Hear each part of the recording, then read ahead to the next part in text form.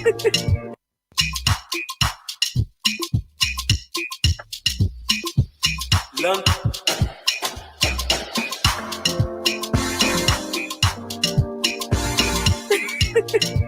Yeah. Beats. Fire friend like me. Fire friend like me. If you not want betrayal, fire friend like me. Fire friend like me. Fire friend like me. If you not want betrayal, fire friend like me. Bombe oh, fire friend let me. Bombe jene oh, fire friend let me. Fire friend let me. Bombe jene oh, fire friend let me. Hey, see bestie, your bestie not sweet like my bestie. Your bestie la bestie, fire friend like me. I say, see bestie wanting to happy. Fire friend let me. I hear them say they want me go. I say Some of them say they want me go. I say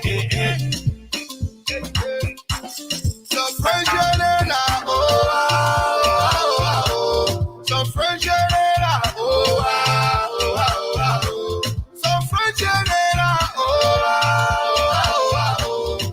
Friends you know, oh. Hey, see bestie, your bestie not sweet like my bestie. Your bestie la bestie, fire friend like me. It's the 26th day of January 2023. It's my pleasure to welcome you to the program Treanding Issues.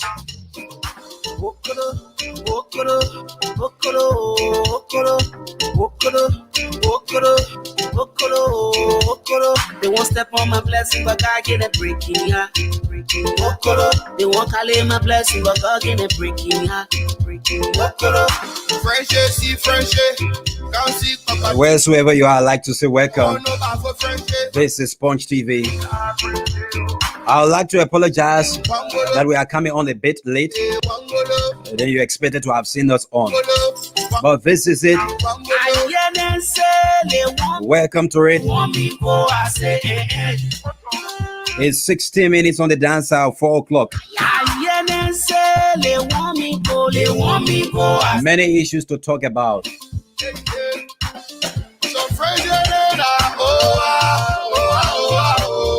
Some friends you know, oh. Some friends you know, oh. Friends you know, oh. And so from now up to 6 o'clock, we're going to be having some fascinating presentation here. We'll be linking up with our correspondents across the country to bring us up to speed with the latest that are happening around the country. From Bombay to Bong, Maryland County.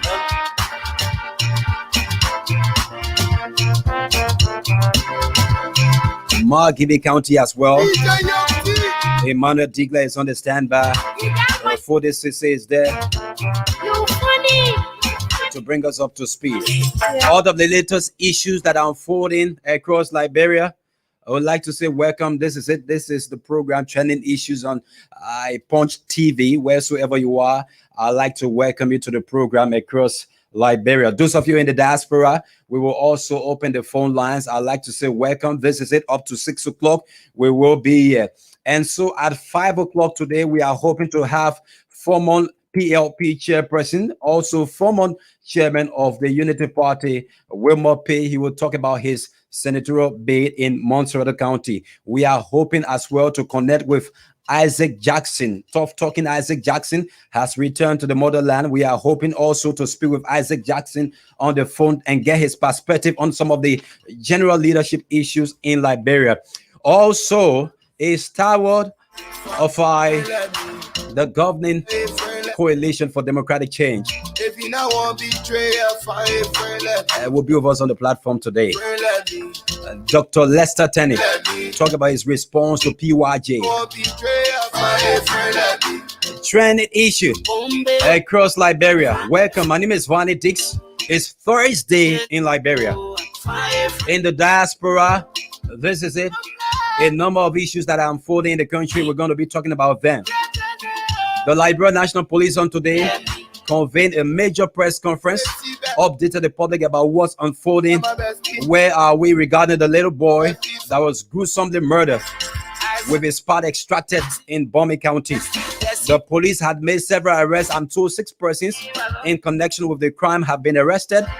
The grandfather of the boy, I'm told, police spokesman Moses Carter said the grandfather of the boy was arrested in possession of body parts of the little boy. Wow.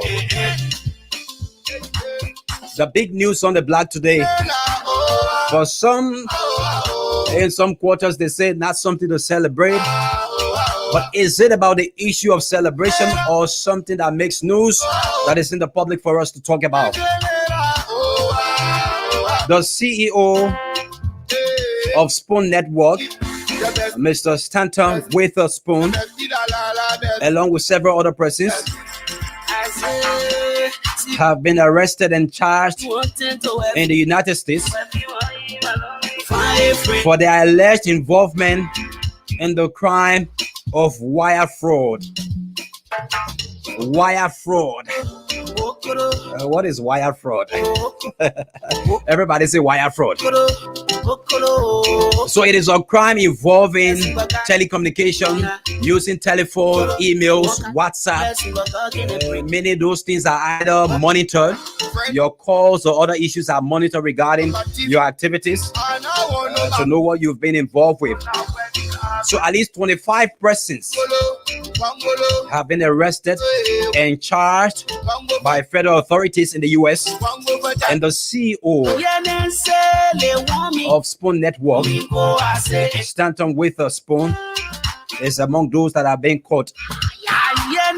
They will have their days in court to vindicate themselves.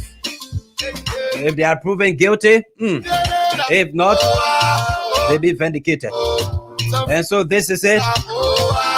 My name is Vonnie Dix. We will talk about that. And as well, connect with our correspondents, like I indicated. Isaac Jackson is on the standby to talk with us on the platform. Thank you so very kindly. Let me take down the music. Again, welcome to the program. It's we're fast approaching at least 21 minutes downside of 4 o'clock. My name is Vonnie Dix. This is the program. Very shortly, we will be connecting with our correspondents across the country and bring you up to speed with what's unfolding across Liberia. And so this morning, we woke up to the news that the CEO of Spoon Network, Mr. Stanton Witherspoon, was among several persons that have been charged. We are told by the ABC News, at least 25 persons whose list have been also released by the federal authorities. They've been charged, they've been arrested, and actually they are in the custody of state actors.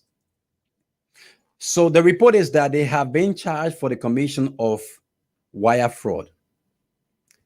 We are told that they have been running a syndicate, allegedly, wherein they've been issuing diplomats and other health certificate to officials and folks in the US.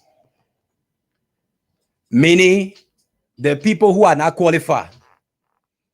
The report being released by the US government is that Mr. Stanton Witherspoon, many people are saying Witherspoon, Mr. Stanton Witherspoon is among several persons allegedly who have been running this syndicate of issuing fake certificates and diplomats to people who are wanting to seek job in the health sector in the US. We are told that this scheme has been running for a very long time. So an investigation, an operation was launched into this situation, and it was uncovered that few institutions that have been licensed in the US to operate nursing program, they have been in the conduct of giving certificate to people who are not medical practitioners. So the report is that Mr. Witherspoon and 24 other persons are running institutions, giving documents to people who are seeking employment at various health facilities in the US. And these people are not medical practitioners. So this is the latest big news. And why is this so important for Liberians to talk about this? Mr. Witherspoon is among many persons in our society today who have presented themselves and continue to present themselves as a moral voice, critiquing the government on issues of integrity, morality, as well as accountability. So with the latest report that has been released, it is only important that we talk about these issues. He will have his day in court. He has to be proven guilty about this.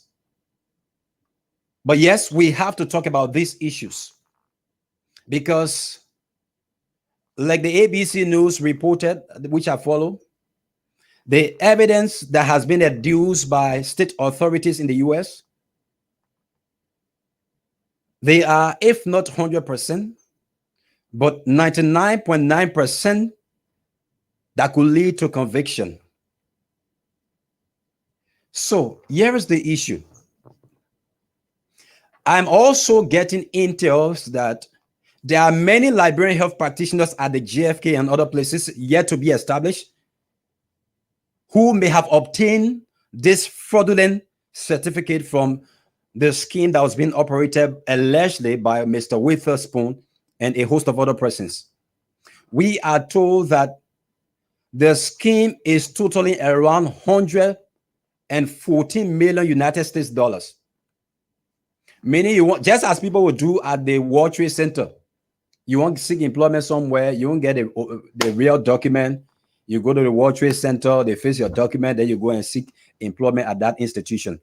So the report that has been released by the US government, the action that has been taken, this is what it's saying, that Mr. Witherspoon, the owner of Spoon Network, has been among several persons who have been issuing these fake documents. It is important for us to talk about these things. Just recently, what did our government do? Pass into law the Dual Citizenship Bill. This was heavily contested. Many Liberians believe that there are this advantageous aspect also of this law that we should look at the time when it was a bill. And some of the issues today have got to do with this alleged situation that we are discussing. So we should and must be concerned about this situation. Also, I'm told the Spoon Network has a case at the civil law court involving Wilmer Smith, the legislative man. This one now is doubling that. This is going to have a dent on the image of the network, and it's going to have a grave impact on the image of the network. Should he be convicted of the crime and the issue of subsequent restitution of what they've been receiving, definitely it means it's going to have a negative impact on the institution, the Spoon Network. We have to be concerned because these health practitioners have been dispatched across various health facilities in the US, and we are receiving intels that some of them also are here with us at the JFK and other health institutions. If this is established to be truth, I can only say anyone that is involved in such situation, it is greed that will prompt that.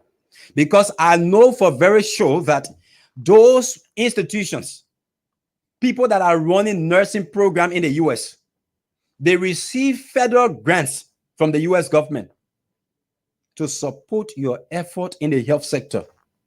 So why then will you get involved with a scheme, a fraudulent scheme that poses so much grave impact to the health of the public?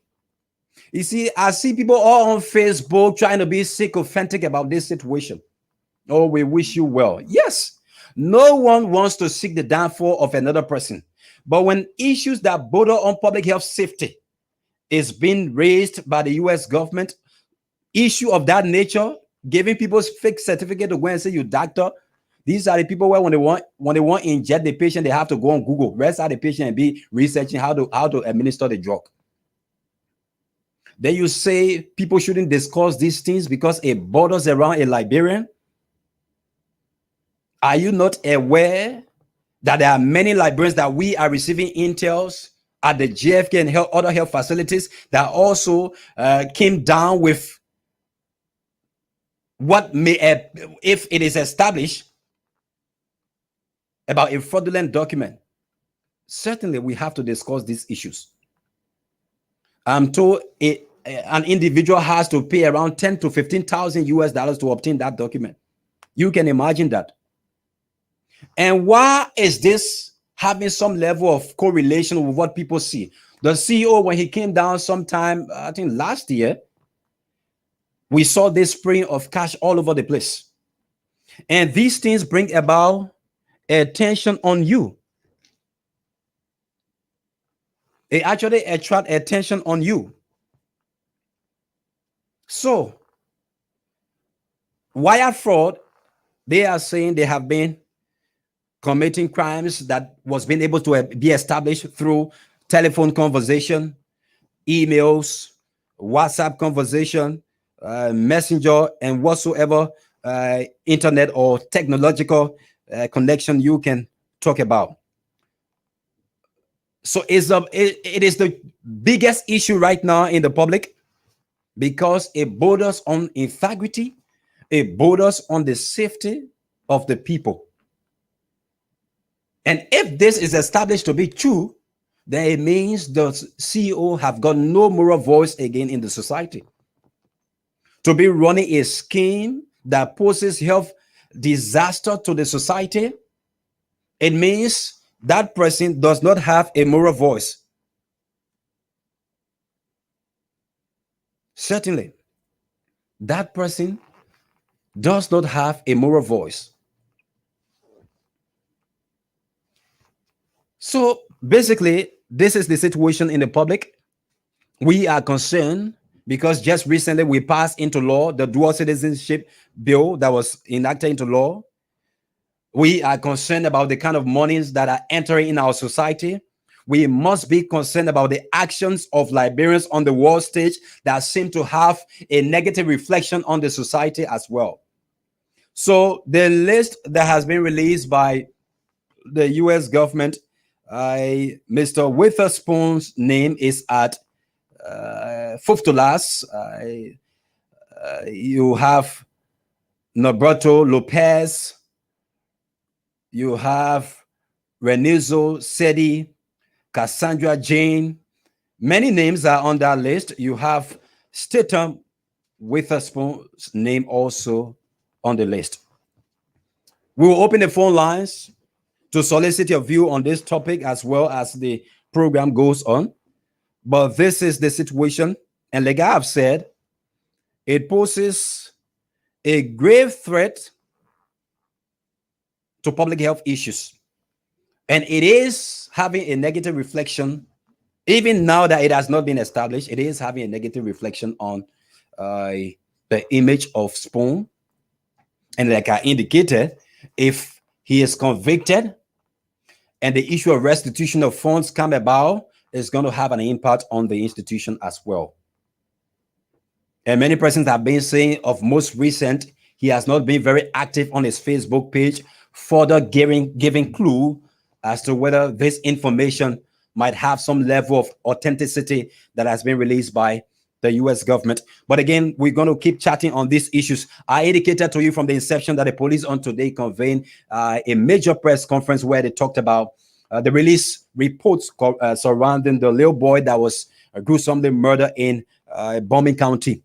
Spoon TV followed that today. Our reporter was there today. Victor covered that press conference. He's here to talk about what he actually witnessed at the police headquarters. Victor, welcome to the program. Thank you, Vanny. It's a pleasure being here, and thank you very, very much. Well, in Bombay County, we went at the LMP headquarters today, where the police spokesman Mose Carter had some major updates when it comes to crimes in the country, and some alleged issues as well to be addressed before convicted. Okay. So in Bombay County, the police spokesman said that the police has arrested 6 suspects because they've not been investigated and charged with the commission of the crime. So 6 of them, the suspects were brought in the conference room today, and they were displaced. I think the photos are already on the page. You can go to Punch TV page and see the 6 suspects that were charged. So their names were mentioned, and of course their names. He indicated that they are being arranged to be forwarded to court. Definitely. But we were not told how speedily this is going to be done. Well, someone asked the question, how long is it going to take before this case is actually processed to court? And then one of the investigators, one of the lead investigators, told us that it's going to take 48 hours. So it means in 2 days' time, they are going to be forwarded to court. Okay. Because this is one of the questions that people normally ask when these issues rise up. Yeah. When is it going to go to court? Yeah. How long is it going to take before it gets to court? So that question was asked. Yeah, because there has been this issue of pre-trial detainees. Sure. And so there has been a very big issue. Yeah. There was also a report concerning a boy that beheaded someone. What can you say about that? Yeah, that's in the same Bombay County. Okay. In the same Bombay County, he's what is his name? Okay. One Lelo, I'm told. Yeah, Leno. Lelo. Leno. So he beheaded a guy for just a little of $50 Liberian. He beheaded the individual. So he's also being charged. He's a suspect and then forwarded to court as well. The police spokesman also gave updated the public on the issue of Grand Bassa, the issue that took place in Grand Bassa. Let's go back to the issue there. Did you see the parents of the little boy? Were they there? Yeah, the parents, the mother and the father were there. The uncle of the late boy was there, and the grandfather was also there. So I'm told he was found in possession of body parts of the boy. His uncle, in person of Momo. Momo was the lead suspect that did the butchering and then gave this parts of the child to his father, which is the child's grandfather. Didn't you people manage to speak with any of them? Well, we tried our best. The only permit that was given us was to take photos and do videos, but we were not authorized to interview them or to ask questions. Okay. Yeah, so we're authorized to do videos and to do pictures. But if you go on the page, folks, you can go on the page and see the photos. Fresh photos are there of the suspects. What about the parents? Did they have the time to speak to? Well, they did not say anything. They were just displayed in the conference hall for photos and videos. Okay. So which of course we did. We did photos and videos. And we tried talking to them, but then the police kept stopping we journalists to ask the people questions until they said, if you want to get more details of this issue, when they are forwarded to court in 2 days' time, we can go at the court to actually follow this case. Okay, you were giving me update on in Grand Bassa County as well. In Grand Bassa, what happened in Grand Bassa lately? I think a week ago, where an alleged individual in possession of drugs jumped into the St. John River, and aggrieved citizens actually went ahead, with this issue of disorderly conduct and other crimes, burning down police detachments. One was burned down at the St. John area, and another one at the Bijo town. So 2 police detachments were burnt down that same day. So that was in Grand Bassa County. Why? What was the reason? Well, they said the individual that jumped in the water, he was being pressurized and accused by a police officer in possession of drugs, which of course this guy is just a motorcyclist. He's not somebody who transport drugs from one point to another. So he's just a peaceful citizen. So that's how they see him. But according to the police, he was in possession of narcotics. Okay. So they try charging him and searching him, and it led to him jumping into the river, and he got drowned and died. So it raised the issue of the people coming on the spot of with this violence of burning police stations down. Were there other updates from the police quickly before we take leave of you? Well, in Riverside County, lastly in Riverside County, a lady burnt a 6-year-old child hand into a fire where because she took rice from the pot on fire and to eat. So it got her angry, and then she had to put the little child hand in fire and burnt that child. So she's also being charged and forwarded to court. And lastly, in Margibi County, a lady also is also she's suspected of selling a child, 15-year-old, for mismanaging a 10,000 United States dollar goose in the sum total money 10,000. So the child doesn't have such money, the parent doesn't have such money, so she had the child on sale for 15,000 United States dollars. So she got caught at one of the police stations in Margibi. She's also found and then charged to court as well. So those are updates from the Liberia National Police Headquarters. Victor, thank you. Thank you so very much for joining us this afternoon. And I'm hoping to go to Bomi County and speak. Sylvester Peewee is on the line. He wants to make input surrounding the latest situation regarding the investigation and subsequently being charged by the U.S. government, stating what Witherspoon situation. Good afternoon, Sylvester. Good afternoon. I'm doing great. You are there in the U.S. The latest development that has been coming, very troubling. What can you say about that?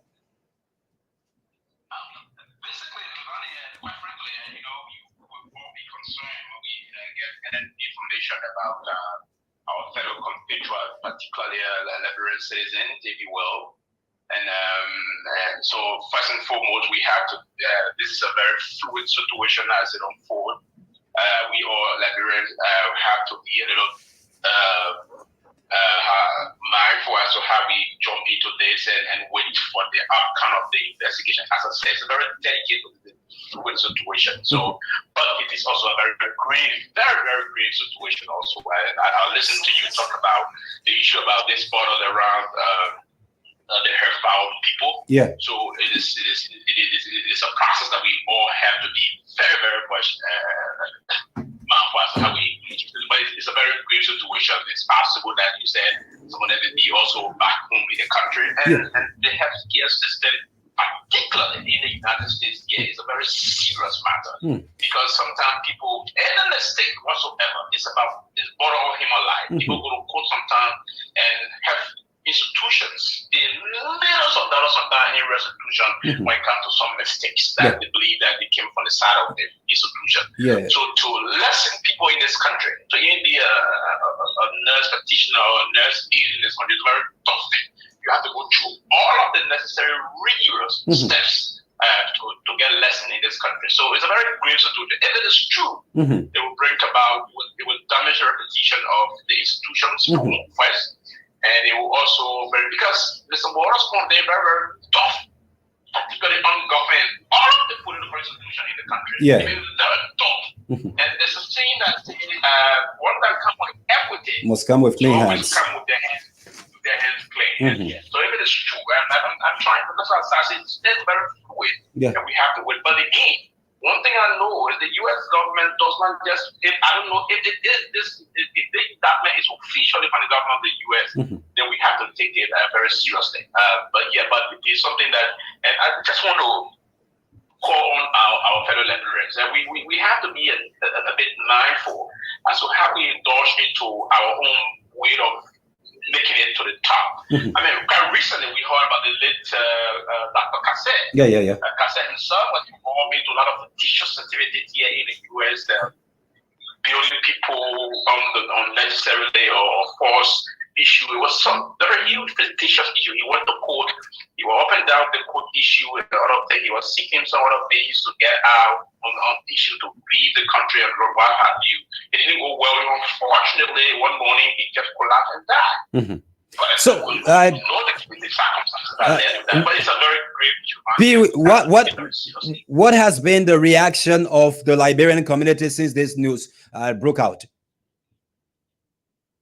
Basically, that's the same thing. I listened to some politicians teaching, one great philosopher will always say, even, and I'm not saying that Mr. Watterson is guilty as being alleged, right? But again, it is obvious in our country, particularly in Liberia, we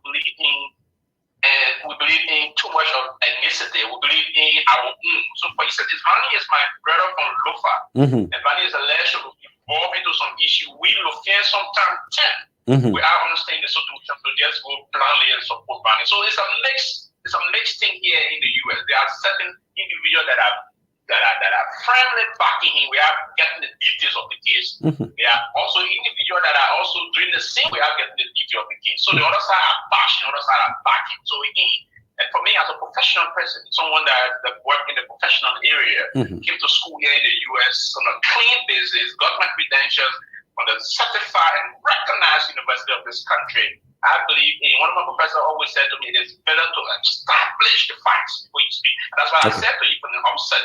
And I also like what you on your monolithic thought process before getting to me, you said if it is true. Sure. And also that is good on your part. They said, yeah. So if it is established that this is actually true, then not being it's not a good thing. But from the perspective of what is reporting, those that are even backing currently don't have the details, and those that are saying he's guilty don't also have the details. So it is appropriate that we work from now and see a situation unfold. But the information that's coming in, if it is true, it's not only going to be a daily report on the two institution, on the small institution, but it's going to be a very catastrophic result for Mr. Watterson himself. And because we have to be, this is the third person from that period in just a year time, a year now, because now less than a year, almost a year. Sheikh Bashir was also knocked down in Maryland for money laundering and the rest of it by the FBI. And like I said, was involved. This is third, allegedly the third person now we're talking about. The first two are already indicted by the U.S. government. Or state. Thank you so much. But I think it is not a good development, Vani. We all have to. Sylvester, we will have to stop you there because too many things to talk about. That's it. He's the former deputy assistant minister, I beg your pardon, for public affairs at the Ministry of Foreign Affairs, weighing in on the show this afternoon. So that's it. No one is passing judgment, but when these issues come up, as intellectuals and as the media, we have got to render analysis surrounding these things. I indicated to you that we will also have former Deputy Information Minister Isaac Jackson, former IMO representative of Liberia. Isaac Jackson has been out of the country for a long while, but I'm told he returned quite recently, and we will now have him online to talk about some general issues across the country. Good afternoon, sir. Welcome. Yeah, good afternoon, Vani. How are you? And let me say good afternoon, absolutely, to our citizens following the broadcast. It's a pleasure having me. I'm very humble. I'm not getting you. I'm trying to. I'm getting you. I don't know how you're not getting me. I'm getting you now. You are clear. Good afternoon. Okay, I said good afternoon, Vani, and let me say good afternoon, absolutely, to Liberians and foreign residents following the broadcast. It's a pleasure having me, brother. I'm very humble. And welcome back to the motherland, Chief.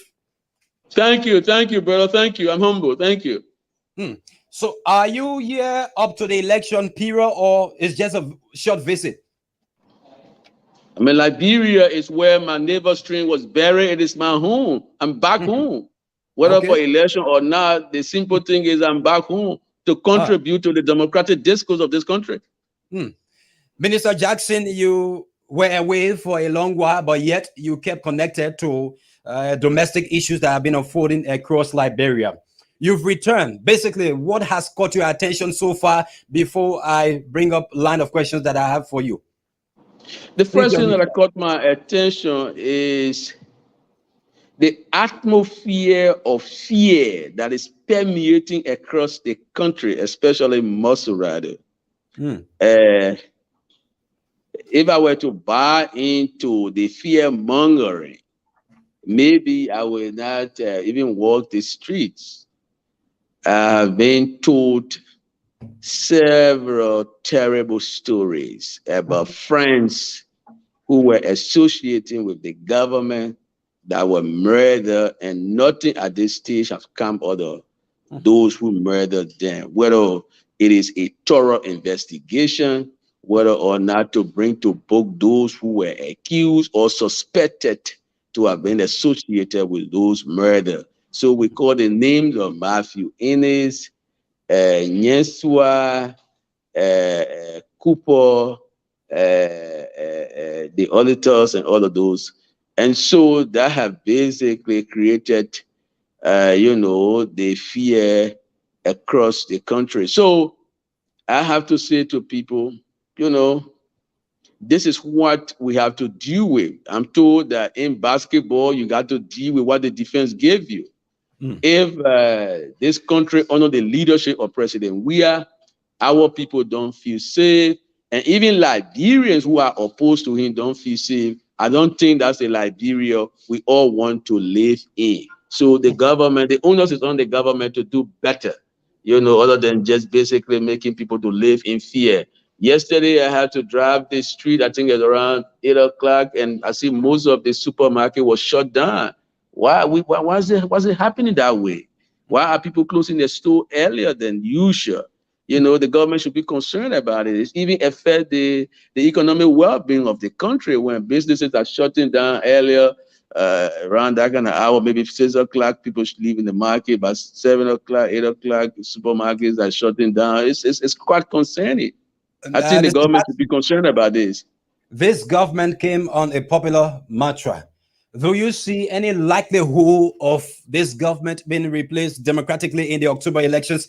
And who are those that you think have got the potential to bring about that change? Obviously, I think the government is going to be replaced. I think this message, this annual message that is about to be delivered tomorrow is going to be President Weah's last annual message ever in this country. And he will not have the chance democratically to deliver any more annual messages again. It's going to be the last one. If you go back to the first annual message he delivered up to the last one he's going to be delivering, you ask yourself, what policy measure, what policy groundbreaking, fundamental policy decision he has taken that have impacted the lives of Liberians? Nowhere you can see. So it's always a repetition of what he said yesterday, that what he's going to be doing tomorrow. We don't need this. If the president delivers an annual message, it must be a groundbreaking policy that he must have put forward to the legislature that will be impacting the lives of the people, that he will highlight. We have done this as a government, and this is the outcome of what we have done, that why Liberian lives are improved. This president, upon taking the mantle of authority in this country, he said to Liberian people, you will never be spectator in your own economy. Today, Liberians are more than spectators. So what do you qualify that to be? It was the betrayal of the confidence and trust of the Liberian people. When somebody con you in this manner that President Weah and the CDC are con our people, do you want to continue with them? They said they were going to fight corruption. Today, the government is being choked by corruption. They have stolen so much that the American government got to say, enough of this. Ranking members of this government has been placed on sanction for what? Corruption.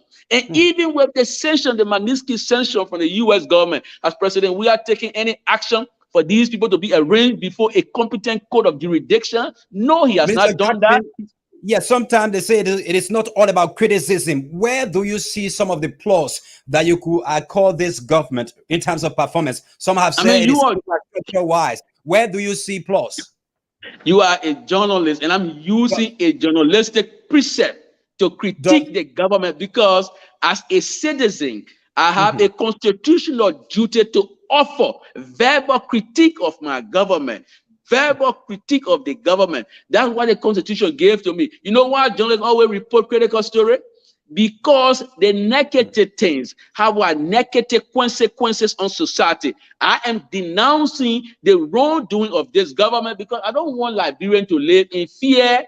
I don't want corruption to eat up our society. Corruption has become cancerous in this country. I want us to reduce corruption. I want us to fight corruption. So I'm highlighting the wrong in the society so that we all can see the wrong and work against it. That's what journalists will do. A good journalist will point to the bad in society because the bad have bad consequences. This government has underperformed. Stories as well.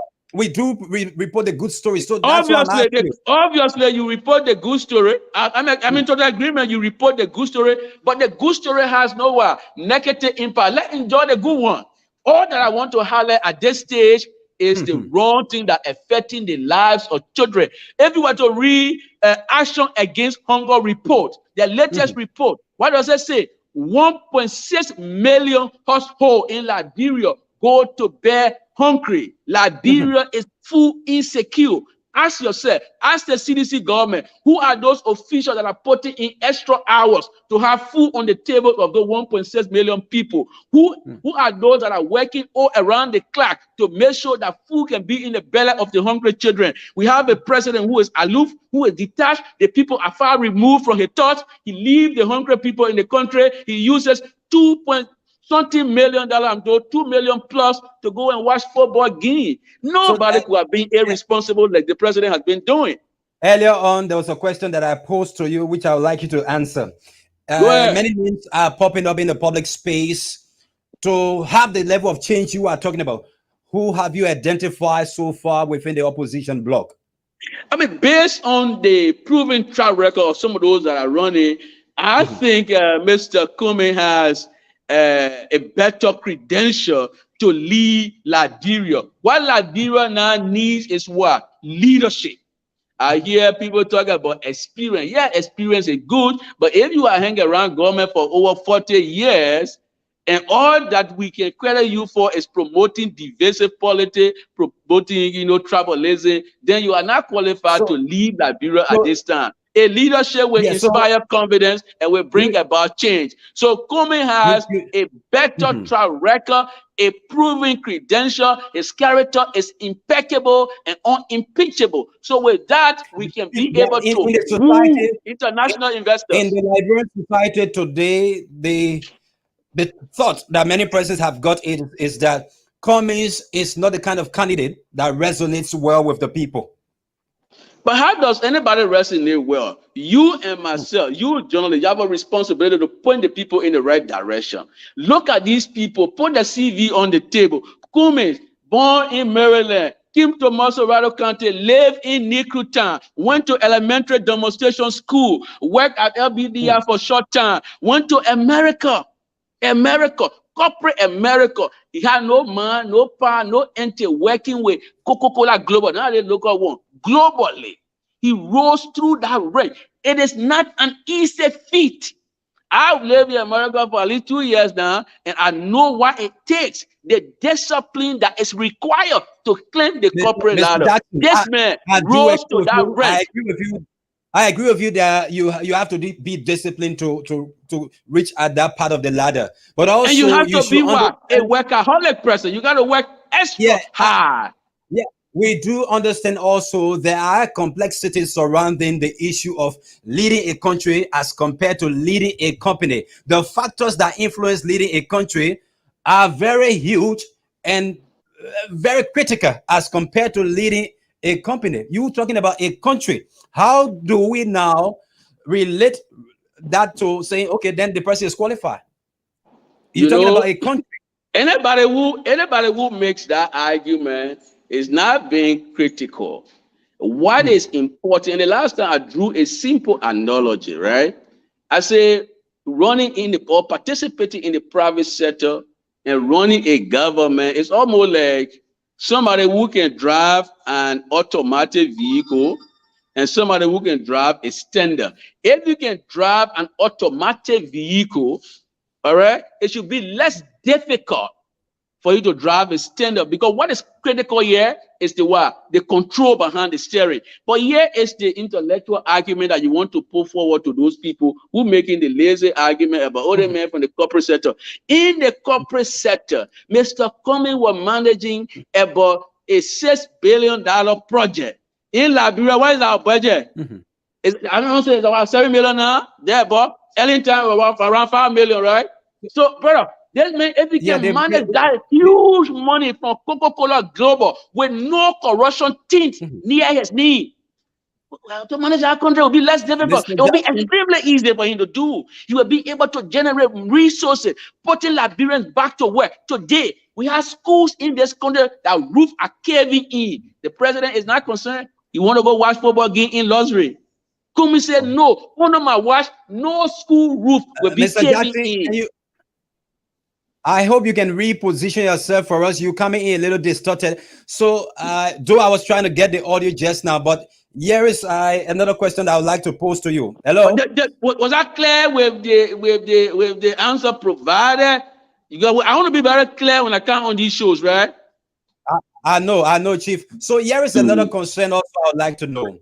Yes, sir. To be very sincere, what possibility is there that Mr. Cummings is going to triumph Boyka, Cummings is going to triumph Weah, and becomes the president of Liberia in 2023? This is why many folks believe that the likes of you, as well as former Minister Brown and others, perhaps are just within the cycle of Cummings for the current benefit you are getting. Look, listen, the first thing is Minister Brian are professional people. I have a law degree up to master level. So even beside a government job, I can thrive. I live in London. I went to America after Mr. Weah did what he did unconstitutional. I went to America and lived there, right? Mr. Brown has been able to do that as well. Now, the question to deal with, if you say, looking at Boyka, looking at Mr. President, whether Mr. Cummings has a better chance. Let me say this. Yeah, let me say this in earnesty. I respect Mr. Boyka. He's an elderly statesman. He was the former vice president in the government that I work in. And I love him. In fact, Mr. Boyka and I got a pet name, you know. Yeah, so he's an older person that I love. But the challenges that are confronting this country, Mr. Boyka will not be able to surmount. Mr. Jackson, you are digressing. I think you're digressing. I have not brought that part of it. I'm asking you, what is the possibility that he's going to try out the both of them? That's a possibility now we're exploring. I'm giving you why I think Mr. Cummings will succeed above Mr. Boyka and Mr. Weah. I love Mr. Boyka. He's my old man. He was a former vice president. We worked together. We got a pet name and all of that. But owing to the fact that the challenges that are confronting this country, Mr. Boyka, though advancing in age, in recent time, he was even bedridden. If you have a common malaria, Vanny, to be true to yourself, to be earnest to yourself, with a common malaria, will you be able to be on radio and broadcasting now? I'm sure if you had a malaria on you now and being unwell, you will not be able to be effective on radio. Currently, Mr. Boyka, our old man, we respect him. He's a good old man. His health is failing him. Can we go back to the question that I asked you? Yes, sir. Yeah, because I don't believe this is a premise. I think this is a whole new chapter. You want to digress from the substantive issue. So what gave Cummings better chance over Boyka? Brother, simple. So what gave Cummings better chance over Boyka? First thing is Boyka and Weah. Yeah. So we start with Boyka, then we go to Weah. What gave Cummings better chance over Boyka? Point one, Cummings is in excellent health. The challenges that the country facing, it needs somebody who will work 24 hours around the clock, who has the physical agility and the mental stamina to read volumes of paper over there and not fall into sleep. Cummings has that leverage. Mr. Jackson. Old man doesn't have it anymore. Okay, what about old man's strength is winning. What about Weah? Oh, what about Weah? I can understand. I can understand. You want me to stay on the old man. So I go to Weah. So I go to Weah. For Weah, we already have seen that Weah leadership is a proven disaster, an unmitigated disaster. Everything that President Weah promised to do in this country, he has failed woefully. Do you want to continue with the failure of President Weah? So today, let's look at the evidence before us. Liberian will not be spectator. Vanny, you are a journalist. Impartially, look at the evidence before you. Today, the Asians, the Lebanese, are Mr. Weah's SOFA cabinet member. You know what SOFA cabinet is? The people who sit in the SOFA chair are there and talk to the president last. These are the Lebanese boys that are influencing President Weah. They're controlling our economy. And Liberians are not even near the feet. They are more than spectators. I think the location where you are, there seems to be some distortion in the connection. Yeah. Yes, there is. Okay. There is because maybe you think it is a location. It is the challenge with the internet services in that country. After 5 years, we are leadership. This is what we got. We can't even get a stable internet. We're still struggling with all the poor quality internet connectivity. Under a common leadership, this will be by far better and improved. This is what we're doing. Coming will bring competent people to manage the government. We are Liberian people stood in the queue and invested in. We are believing that he was going to bring around his people who will help to live the country. Who are those that President Weah surrounded himself with? He surrounded himself with vampire men. Minister Jackson. Yes, sir. Minister Jackson. Yes, sir. Yeah, they say once a minister, you are always a minister. No worries. You keep I'm coming. Yeah, I'm coming. Most time you tread on the path. Many persons also say, yeah, Minister Jackson highlight issues of policies. He does highlight issues that have to do with the competence of the figures. But sometimes people believe that you go personal. So how then do you respond to those that come against the person that you do support in these elections when they talk about the conflicted lifestyle? But man, I've not been personal with anything I say. Everything I say is policy driven. The Constitution of the Republic of Liberia, Article 63, talks about what the health condition of those who aspiring to be leader of this country. The Constitution said they must be in good health, and if they are not in good health, we must remove them from office. What that presupposes is that the presidency. But let me lay my thought on it. The presidency encourages what? Wellness. You can't say illness is an asset to the presidency. Gentlemen are sick and not well, so you're maybe president. Where you see that happen before? Never. That's why you see people lying and denying about their illness. But to go to the issue, to go to your. Yeah. My line still bad. Yeah.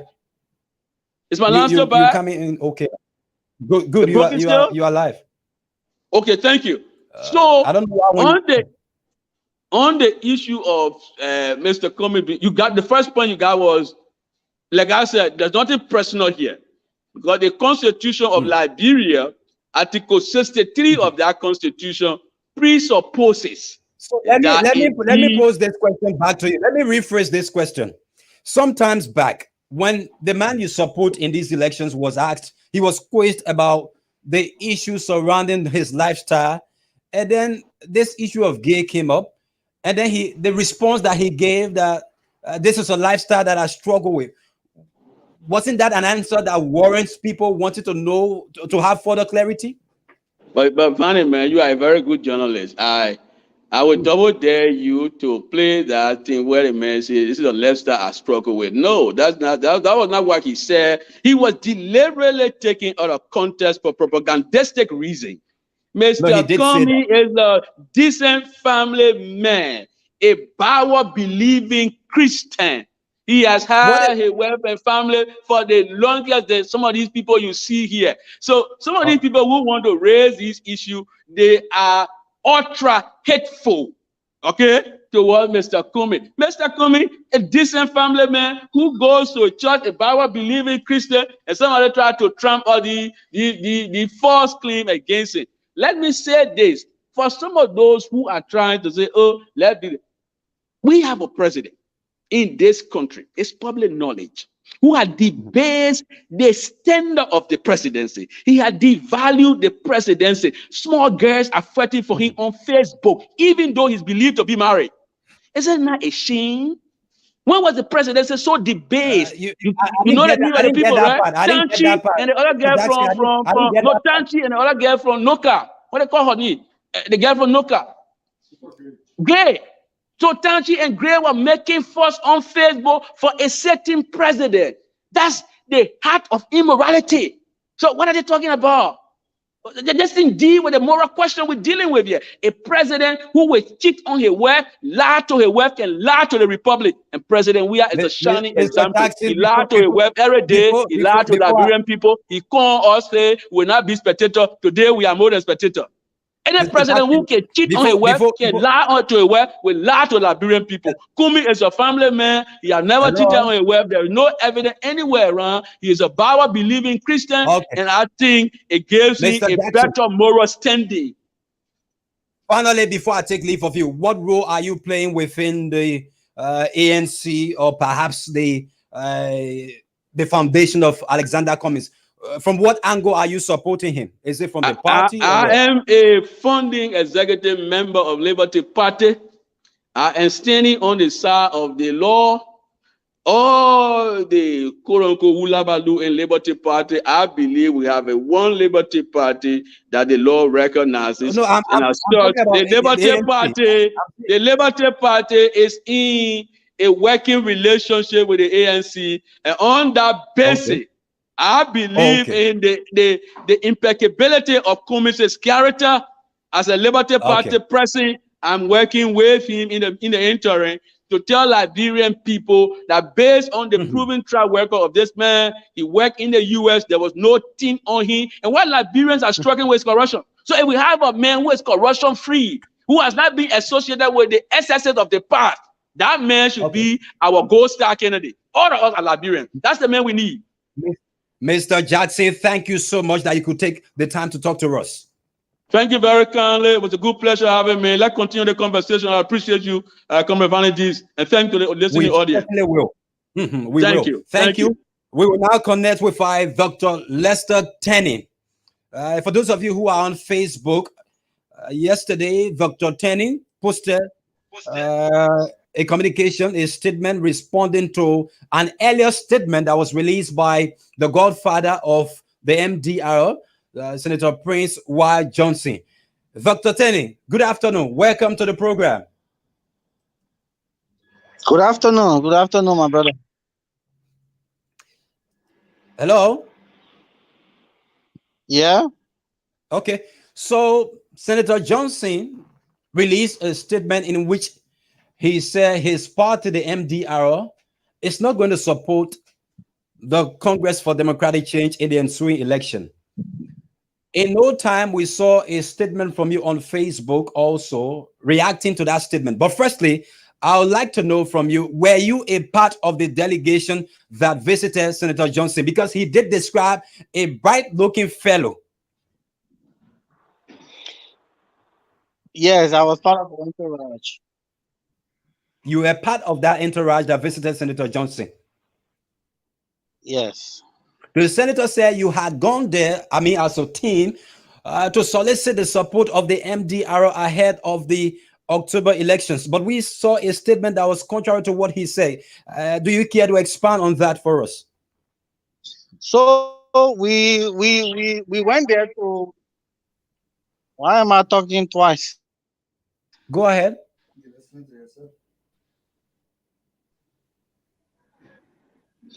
We went there to solicit the support of the MDR. That is true. Oh, you went there to support the, but that is different from your statement. But we also, it looked like, let me read, because I'm talking twice here. Yeah. Let me leave and come back. Let me see something. Okay, please do. We hope to have the best version of you, because in my view, you are beginning to maybe contradict what we actually saw on Facebook, and I'm trying to see if I can access that write-up that you did on yesterday, which you posted, and we did read. Hello, are you there? Yeah, is it better now? You better now. You come in much better. So you were in speech. Okay. Let's hear you. So we as a political party, the Congress for Democratic Change, continue to build our collaboration with political parties. All of those who have a shared vision for the PAPD, we continue to talk to them. The visit to Senator Prince Johnson was to solicit the support of the MDR. However, we are very much aware that Senator Prince Johnson is a sanctioned. Can I hold you there for a minute? Yeah. In your communication, I just want to read an excerpt from what you posted on yesterday. Let me state, quote, let me state the reason why Twe and others visited PYJ. What I do know is that their visit was to formally tell the senator that while the ruling party enjoys the 6 year of relationship, geopolitical circumstances have created a space for the revisit of the relationship. Senator Johnson was informed by the visitors that due to the sanction imposed by the U.S. government, conditions that characterize the sanction, the government and ruling party will be uncomfortable maintaining the political marriage. Thus, the ruling party decided to cut ties with his party. That's what you wrote on yesterday. So what exactly the visitation was all about is first to solicit the support of the MDR. As you are aware, Prince Johnson is now a member of the MDR. He is no longer the standard bearer nor who in a chairpersonship position. He's a stakeholder. So there is a divestiture between Prince Johnson and a political entity called the MDR. We, as Congress for Democratic Change, would love to collaborate with the MDR apart from Senator Johnson. Because Senator Johnson is a sanctioned person. And the discussion was very clear that while we enjoy the 6 year relationship, you have come under the spotlight of the Americans, and these people are our traditional partners. We do not want to in any way offend them. We do not, because the condition of the sanction is clear that you cannot do business with those people who are sanctioned. Are you clear? However, we can do business with the political entity because it is a separate organism from Prince Johnson. Prince Johnson is just now a member of the MDR. Literally, were you asking him to step aside? No, he has already. He stepped aside already. You have Jeremiah Kuhn as the face of my the. Point is, so then why did you visit him if you know that he has stepped aside? Why did you then visit him? So it is the same reason that this government continues to interact with McGill. You do not ostracize people because they are unsanctioned. You can redefine the relationship. The relationship spelled out by the Americans are what we are following. It does not in any way mean that if you see McGill tomorrow or Senator Johnson tomorrow, you cannot greet them. You understand? So we have had a good relationship, political marriage with Senator Prince Johnson's MDR. Despite the sanction, we as a mature and responsible political entity do feel the need to acknowledge the relationship and redefine it in the sense that even though we have interest in your political entity, but you as a political person, we will have to redefine our role with you because of the conditions of the sanction. Bossman, we still got some questions. We still got some questions we will point to. I want to go back to the meeting. I want to go back to that meeting. The meeting, I'm told, in the statement that was released by Senator Johnson, he made some demands. Where does the CDC stand on this? By extension, the government. Are you going to meet up with those demands? In every political relationship, there is always bargaining. At some point in time, offers and counter offers will be negotiated at the levels that they should be negotiated, and a compromise will be reached. But I can assure you today that come October, Senator Prince Johnson is going to form a coalition with the Congress for Democratic Change. What is driving that conviction? Well, Senator Johnson himself has recognized the enormous achievements of President Weah. Is He he has saying something recognized that. different from what was? Is Senator Johnson telling the public different from what was actually discussed indoor? This discussion is being held January 27. You will replay the discussion few months from now. I am telling you, Prince Johnson will support the Congress for Democratic Change of the Coalition for Democratic Change of President George Weah. Which means I'm the saying state this is going to because live up I to his know demand. so. I know so because I am privileged to certain level of information. Which Don't means the forget, demands are going to be met. Senator Johnson is a politician. He always leverages on what is best for his political entity, his county, and in these processes there will always be negotiation. I may not tell you the details of the some of the negotiation. I am not even privileged to some of the deeper negotiation. But what I do Doctor, know on the yeah, surface is that Senator Johnson Doctor will Tenny. support the coalition. Yeah. Yeah, before we go again into other lines of questioning, why did you bring down the post on yesterday? Well, it was for strategic positioning. It was for strategic positioning. Please expand on No, that. we at the level of the coalition, we also have our own strategy. We have our own strategy. We have our own modus operandi. We have our own engagement formula. In every negotiation, you don't bargain soft. You always bargain hard so that at the point of negotiation, compromises will be reached, and you will still not be on the losing end. It will be in a my fair, win-win. in my fair thought, I think you may have jumped the gun too earlier. You rushed to do that post, and maybe you were being pressured by other folks from the background. That's my fair No, thought no, about no, why no, you no. may have brought You down the you may post. you may not know what the post. In fact, you may not know the change of event after the post. You may not know. You may not know the inner workings of certain things. All I can tell you is that the post was recalled because of strategic positioning. This man So, has characterized your government as being inherently corrupt. He talks about the issues of job. He has highlighted many things unfolding under this government. Do you support him on that? well, we're supporting on the basis of freedom of expression. Everybody is entitled to the way they see things. You may see Liberia as a seeming heaven, others may see it as a dangling hell.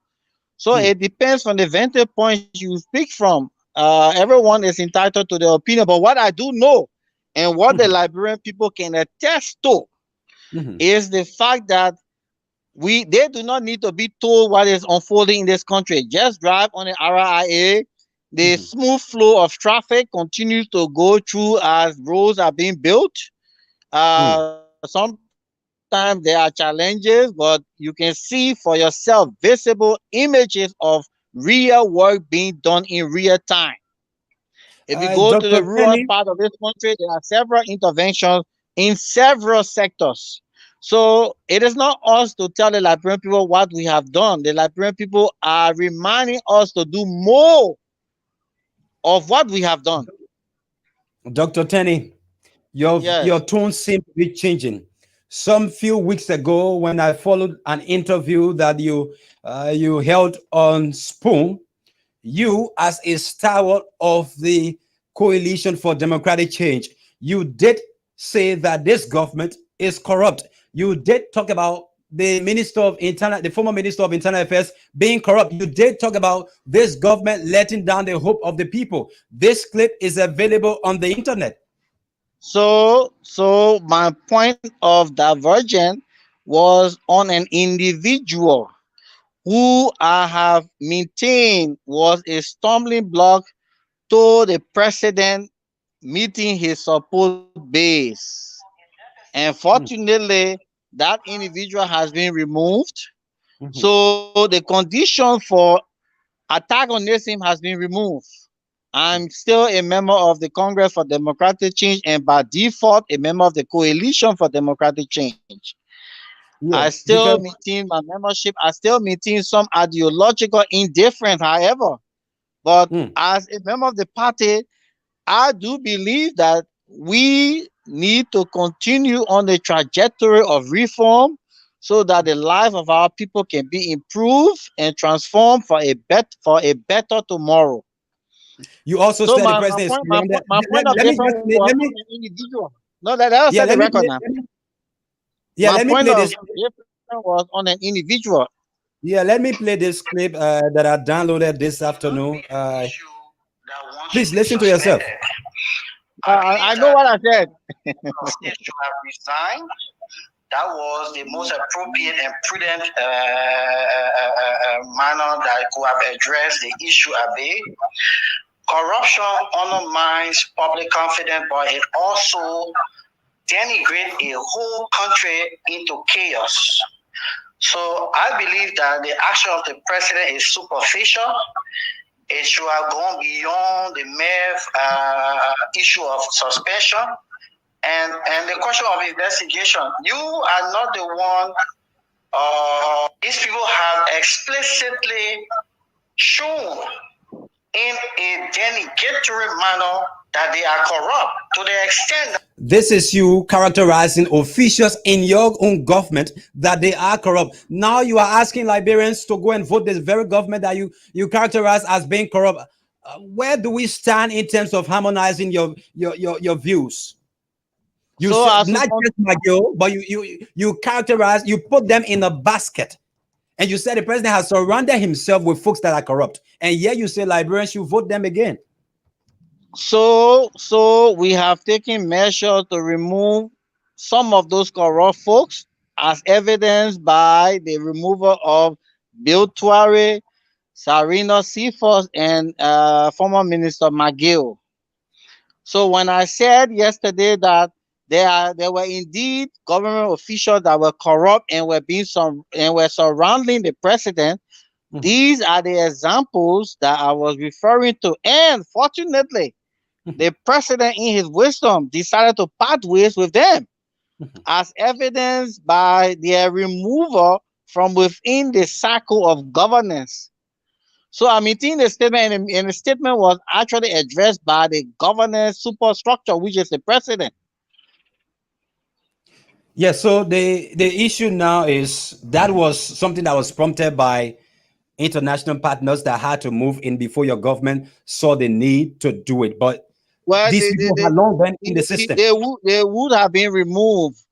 It's just that the international system hastened their removal, but they would have been removed because the strategy was to engage them in an uncompromising manner so that the president will be pressured. Fortunately, the international system through the U.S. government stepped in and hastened their removal, but they would have eventually been removed. I want to take you back to your statement, which I told you that statement, I think you were too fast to have uploaded that communication. When we talked just some few seconds ago, you said the CDC is looking forward to collaborating with the MDR. But in the communication that you posted MDR and yesterday, not Prince Johnson as an not Prince Johnson, individual. I get that clarity. You say you are attempting to collaborate with the MDR, right? Yes, indeed. But in your communication yesterday, you said the CDC does not need any support from any political institution. So while it is true that we as an entity recognize the fact that we are going to a major election, and that will call for solidarity and support from other well-meaning people who share our vision and ideology. However, it is not these institutions that can mobilize the conscience of the Liberian people. The Liberian people, as an independent entity, will mobilize themselves apart from being under the umbrella of their respective political institution. They themselves, out of sheer conviction of continuity, will mobilize themselves to re-elect Josh Weah. So when I said we do not need the collaboration of any formal political institution, it means that the people themselves, they are people who are not part of any political institution. They will queue on October, would that be on the 27th or October 10th? They will queue October 10th. to elect George Weah again. So these are people who have not formally or informally identified with any political institution. So the Congress, the coalition does not need any political institution. We need the support of the Liberian people, the ordinary Yana boys, the Keke Rider, the Pimpin boys. These are where our support base dwell. However, we are open to discussion with every political institution who will pledge their support based on shared vision they have in our PAPD. Senator Johnson was very critical of your government on the VOA. Do you agree with some of the points that he raised? Well, I have also been very critical of my own government on several occasions. On the issue of So jobs. we are not saying that within the 6-year period we have provided manna from heaven to all of our people, or we have addressed all of the burning issues. We will be very naive to conclude that we have fulfilled the mandate entrusted to us by the Liberian people. However, evidence of our works will speak for us at the general election, where the people recognizing the fact that we have overwhelmingly intervened in most of the contentious issues. Dr. We see the need to vote for us. Let me take you down this line and then we can call this a day with you. The Congress for Democratic Change came with the motto saying we are bringing change. I want to take you on the line down with a few things. CDC, while in opposition, did frown on the fact that we have the disadvantaged youth on the streets of Monrovia, the Zogos. CDC is going to be leaving power in after 6 years with the Zogos still on the street. CDC talk about diversifying the economy. We being dependent only on rubber and iron ore. The Congress of Democratic Change, 6 years after, we're still going to be dependent on those issues. The CDC came and also frowned on the issues of electricity not being in various parts of the country. It's not like you've met that holistically. The issue of the war crimes court in the opposition, this was flagged very hugely. There are many things, if we're to go down the line, these things, that the way they were met, the CDC is going to leave power, leaving those Zogos on the street, leaving the economy not diversified, the recurring expenditure while you were in opposition, you said that was not the way to proceed. These things are still going to be the same thing. Where do you stand on all of these issues? So if we would address each of the issues individually, I will tell you that we have over seven rehabilitation centers throughout this country addressing the plight of Zogos. However, we do recognize the challenges faced because these people need some degree of psychologists, psychiatrists to bring them back to some state of normalcy. When you were in opposition, you didn't like to hear the war challenges. Well, there's no perfect system. As a matter of fact, there's no perfect system. At the time, you didn't like challenges. When the UP said challenges, you did not like that. Well, now we know we define the challenges based on a different parameter. Go ahead, boss man. Go ahead. Now you're distracting me. Now. No, go ahead. Go ahead. So you I see, just believe criticizing the system than running the system. That's my fair thought. So the point about the Zogos is that we have been able to establish different intervention facilities, right? We have provided all of the necessary needs required for them to stay, but you cannot hold a person against their will. When we collect these people, carry them to these facilities, my brother, no matter what you provide for them, they will just leave. They will leave, and you cannot incarcerate them because these people have human rights. They have freedom of movement. So we only can provide those facilities and try to bring them back to normalcy, but we cannot violate their human rights. So the issue of Zogo is really an issue that we all need to figure out, including the Zogo themselves, how we can go about ensuring that they are reintegrated in a normal society.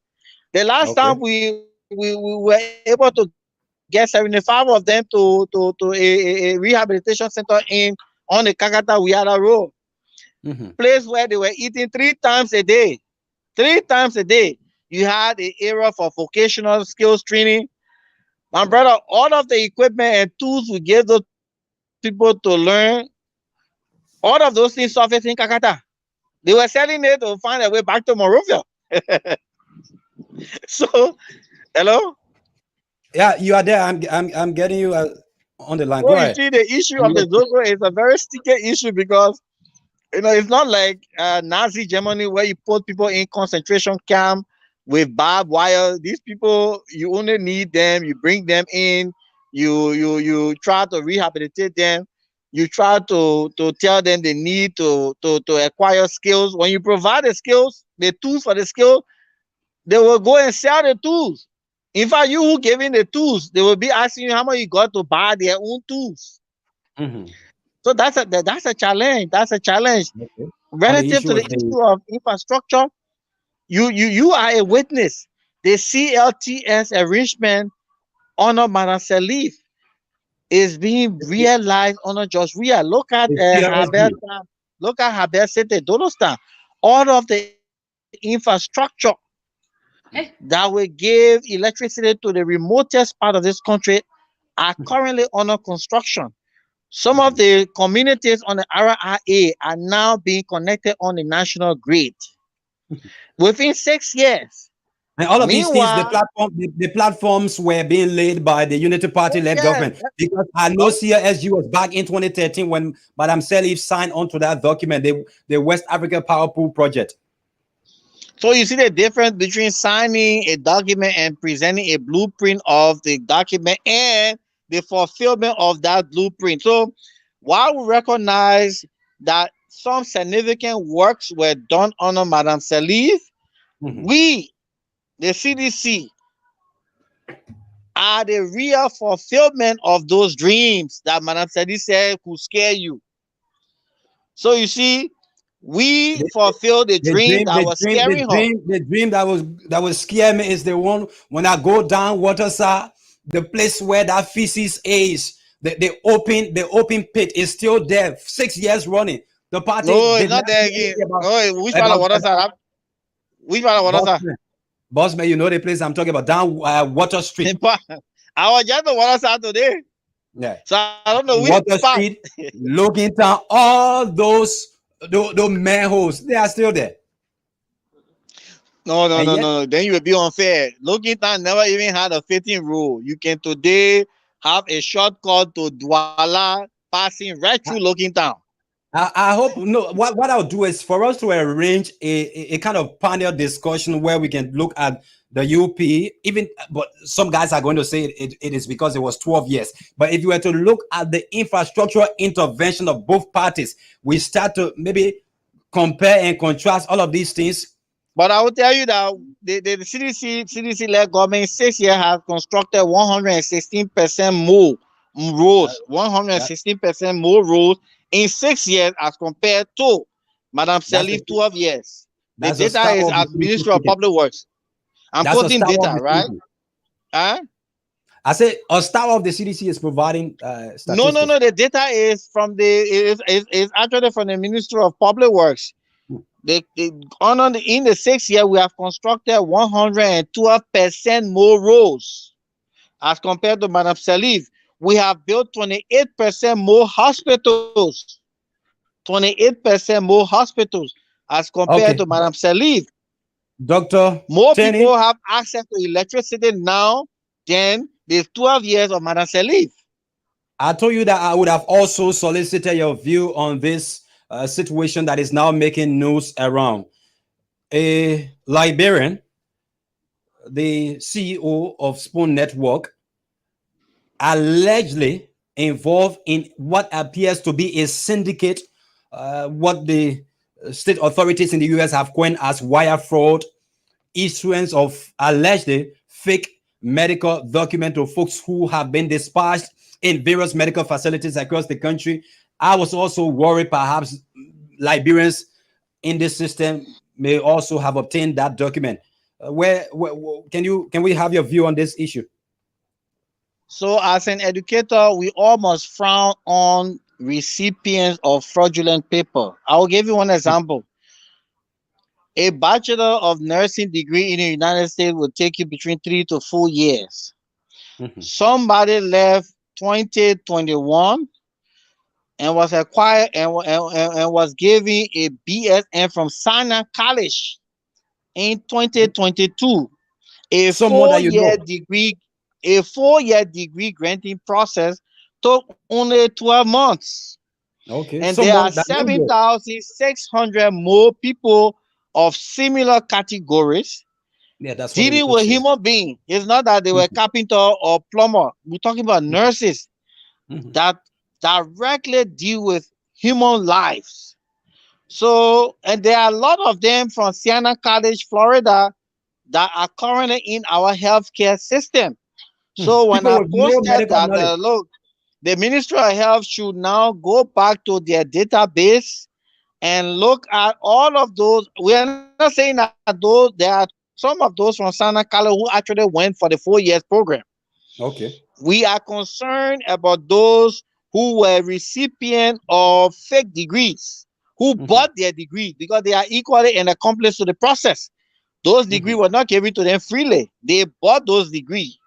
These are the dangerous elements we all need to figure out how to delist them from the healthcare centers in Liberia, because these people, and I'm telling you from real fact that some of them are at JFK, some are at Redemption. They came from the United States, they were given strategic position based on the credential, foreign credential. Okay. And You know that for a yeah, we fact, or are today. are you just insinuating? Is this a fact? No, as a matter of fact, I know someone with a Sana College degree. She forwarded her degree to me so that I could talk to somebody in the system to have her situated. Unfortunately, I was so busy, I didn't. So what came to my mind is I hope she's not one of the candidates who bought a degree, because in order to differentiate whether a person bought a degree or not is to submit them to examination, state board examination. And that's what the United States did. All of the people who bought the nursing degree, all of them failed. Not even one pass. Yeah.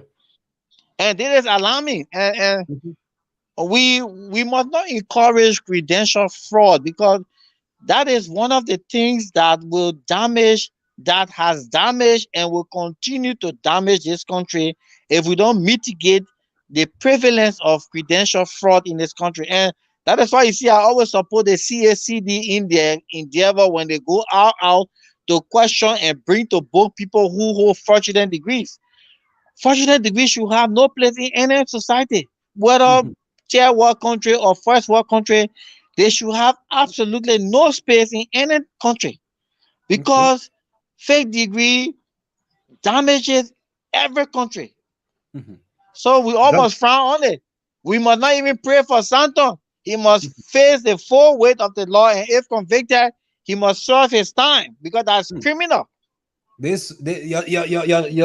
latter part of your comment may not resonate well with some of his supporters. Well, I have no soft spot for crime. Actually, I don't support crime. So any criminal must face the full weight of the law. So back to your party before I take leave of you. Most of the opinion polls that have been conducted so far have shown that you have the Unity Party to contend with in the October elections. What are other parties you think the CDC will really like to collaborate with in these election processes? Well, we would love to even collaborate with the United Party, because they are aware that they can't beat George Weah. The best they can do is to have a collaboration with us. And then, of course, the next government will not be a government where the presidency will be micromanaged any longer. We have a different direction, and it will be a government of national unity. all those who have the capacity to serve will be given the opportunity to serve. Don't forget now, this government was new to the governance process, but Joshua has learned a lot. He has understood the true meaning of governance, the true meaning Oh, of being a president. he was So new to it. He was new to it. every one of us were new anyway. But the fact that over time knowledge was gained, knowledge was gained in the governance process, so you can have a very good 2024 beginning our new administration. You will have a different platform where a government will be configured based on skills, and not proximity to one or two people who surround the president. That That thing has at the been the level of case. party will put an end to it. No, I can tell you for That sure. has been The Congress that of has been the Democratic case. Change will put an end to that. Has that been the case? No, it has not been the case, and those are some of the issues that I had in the first You said phase. you will put an But end we to have that. reached it. You said we will put an end to that, and you said that has not been the case. Well, we'll put an end to a situation where one or two people who have access to the presidency will micromanage the presidency for their own good. We are not Uh, going to tolerate that from the level of the party. No, it will not happen again. the president is always going to have an inner circle. That for Of sure course, is always going to be. everybody got their close friends. We are They not. will have influence on his decision making process. Well, you see, the government is not about a unilateral decision making apparatus. It is for the collective ingenuity of everybody who will sit on the table for the Mhm. objective of transforming the life of people who elected you, and not to transform the life of the few who sit near you. Okay. Thank you, Dr. Lester Tenney, for agreeing to speak with us this afternoon on the platform.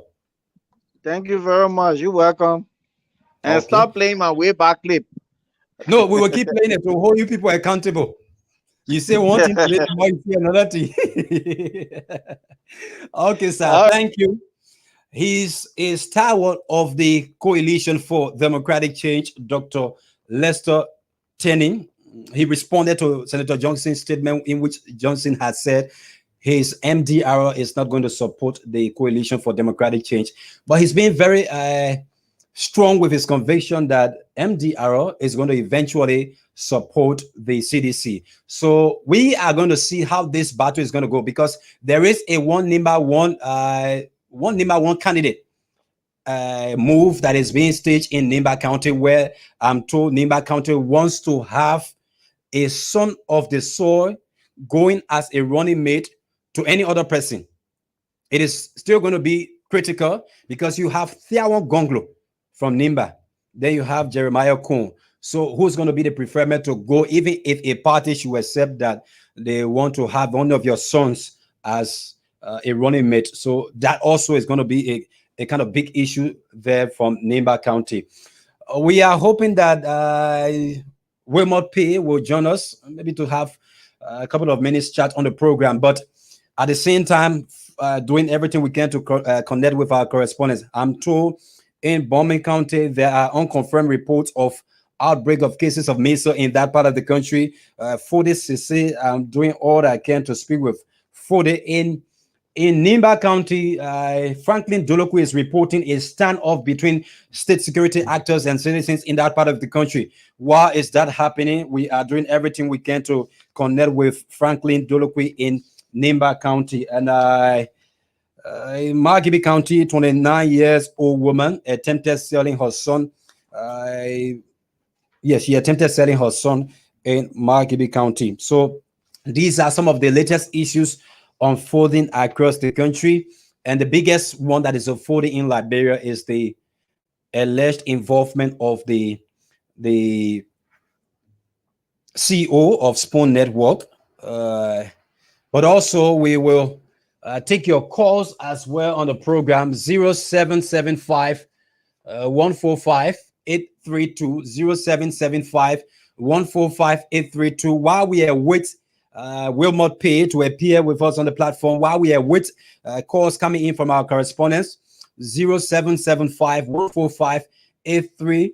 That's 832 is the number to call, and you can have your say on the program. So, like I was saying, Mr. Stanton Witherspoon, along with 24 other persons, have been picked up by state security actors in the US for their alleged involvement in a syndicate.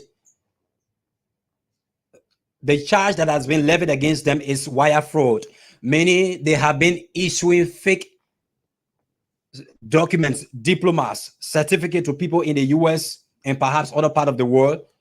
And the scheme has been totaling around 114 million US dollars. Mr. Witherspoon's alleged involvement in this syndicate has sparked a discussion in Liberia. Why? Because he, like myself, presenting ourselves as moral voices in society. Obviously, when these issues come up against us, it is incumbent upon people in society to also bring us to checkmating us. So, like I said, if it goes to the situation where he's convicted, not just that it is going to have a dent on his image, erasing his moral voice from our public discourse, but it's also going to have repercussions on the survivability of the Spoon Network. Because when it comes to the issue of restitution of those funds that they have allegedly been receiving through this syndicate, he, along with several other persons, 7,600 and more people receive allegedly those certificates, and they are in different parts of the US. Local media institutions everywhere have been reporting this. It is everywhere right now. You can see on the screen as well. A pop. Those students will then take that diploma and in some cases obtain nursing jobs without even having the proper training. U.S. Attorney for the Southern District Mackenzie LaPointe surrounded by federal agents to announce the results of Operation Nightingale, a scheme where fake diplomas and transcripts were sold to thousands of people across the country in order to work as registered nurses. The last thing we want to learn is that the nurses administering the medications, the ones charged with carrying out doctor's order, took shortcuts on their clinical training and used fake nursing diplomas to get their licenses and jobs. Unfortunately, thousands of people have taken this shortcut. 7,600 that federal agents are aware of. 30% of those who purchased the $15,000 fake diplomas went on to sit for state exams, even passing them. Use those fake credentials to sit for state board examinations, obtain their nursing licenses, and ultimately get jobs at hospitals. We learned the 3 nursing schools selling the fake documents were based right here in South Florida.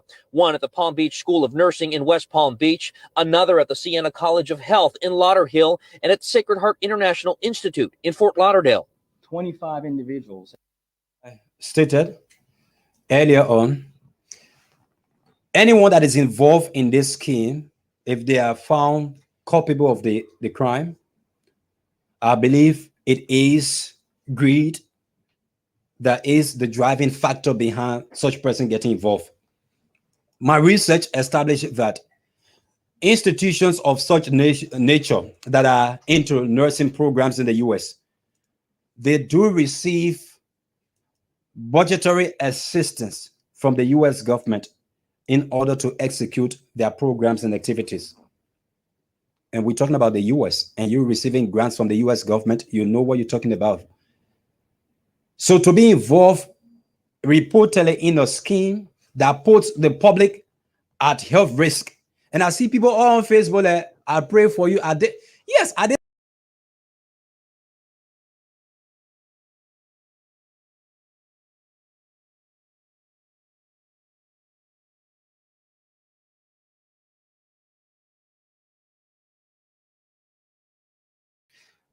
Stanton Witherspoon criticized Dr. Cassell, the late, for his involvement in that act.